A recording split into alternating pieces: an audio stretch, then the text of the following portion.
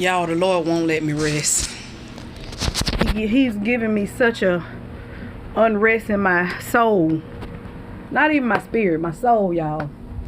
And he won't let me rest. Everybody, I know this is the part of y'all that y'all don't see, because this is the part that is for me and the Lord. But he's giving me messages, and I gotta give y'all the messages when I get them. Otherwise, I'm gonna forget them because they downloading so fast. Call it crazy if you want to, but I love the Lord, and everybody that know me know I love the Lord. So this is the message he gave me for my child. Lord, okay, so let me put it down. And this message goes for anybody that has ever felt like this. So, okay. My daughter,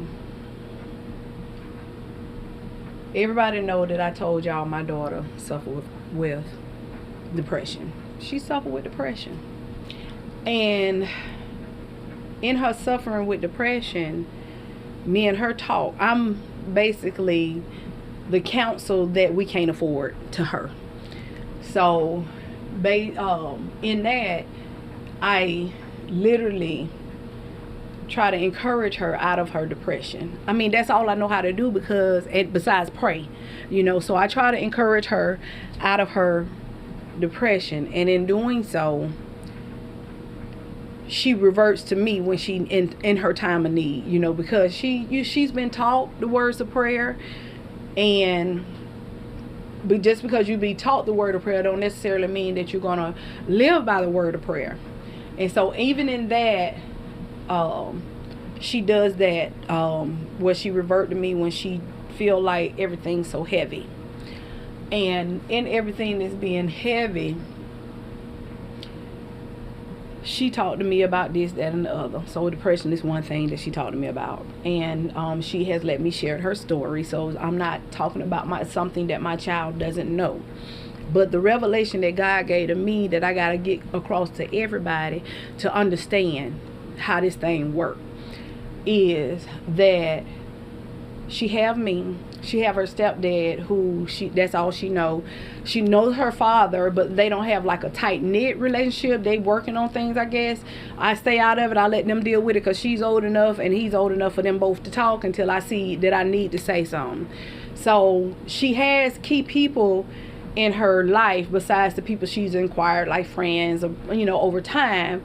And she literally really would, whoever stayed close to her, that's who she revert to. It don't matter if you stay close to her and talking, or stay close to her living in the same house with her. That's who she reverts to. So in that, it has been to the point where she would trust me more until she get around friends she thinks she can trust at that time. And so that's where we pray at and let them do what they do, because they grown. But then when it comes to the part of the depression, I know she's coming to me. And so the best counsel that I try to do is, baby, keep going. You gonna be fine. Keep going. You could do it. That's my best advice to my child.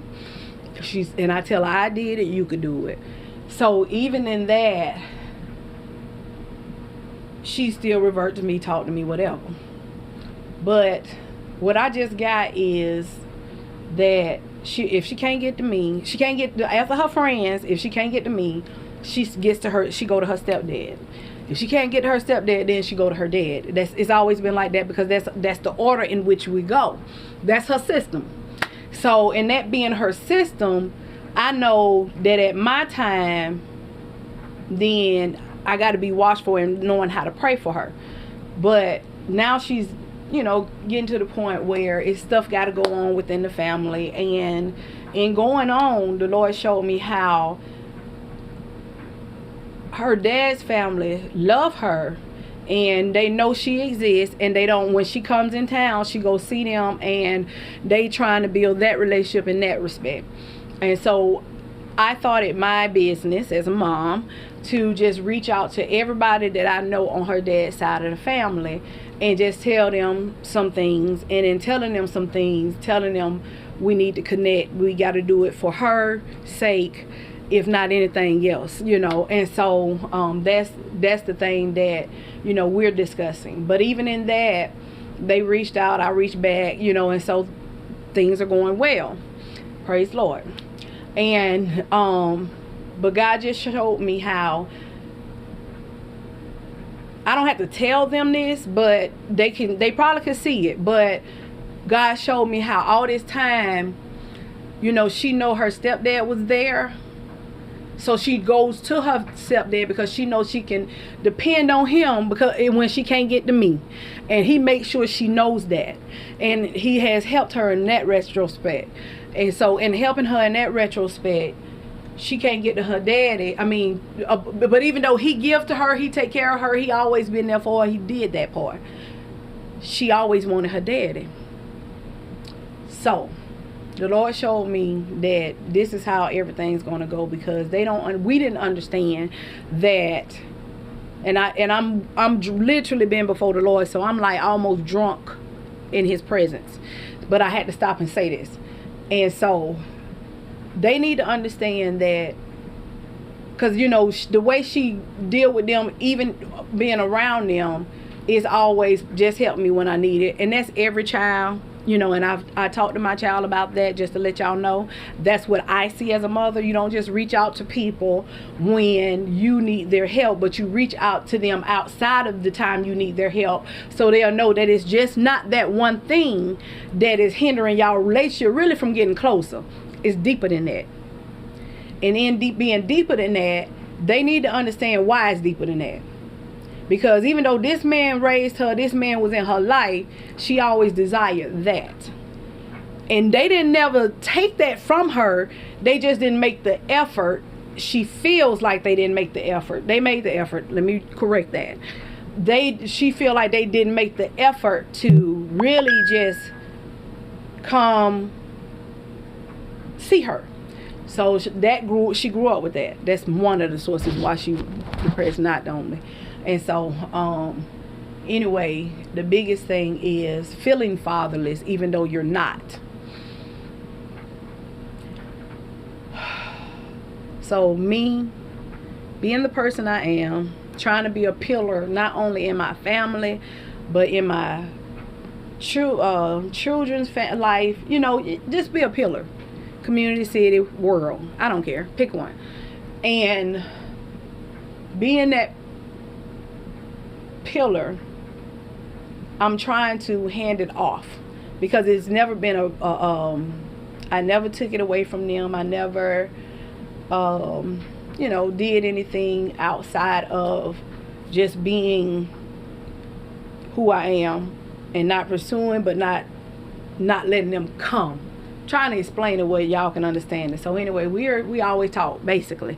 If I had to put ebonics on it, we always talked. And in talking, there's never been nothing there. Praise the Lord. That's how you work together. Let's do this thing. Let's do it right. So, because I didn't never want me to be the cause of them not having a relationship. And so, in that, she needs to, I'm trying to put it right, y'all. She needs to literally open up to them so she can know how much they love her. Because she don't know how much they love her until she open up to them.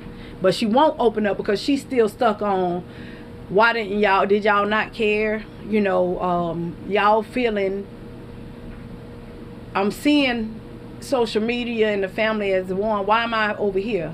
Because basically, like I told her, we moved away. And sometimes life happens where people can't get to each other.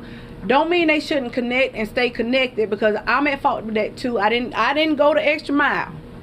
So in going the extra mile, I should have went the extra mile, because now we got to fix it.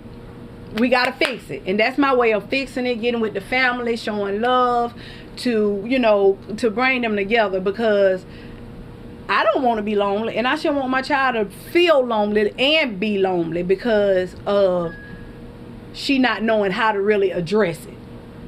So that's my story. That's my life. That's what I do. It's your girl, Sweet Therese.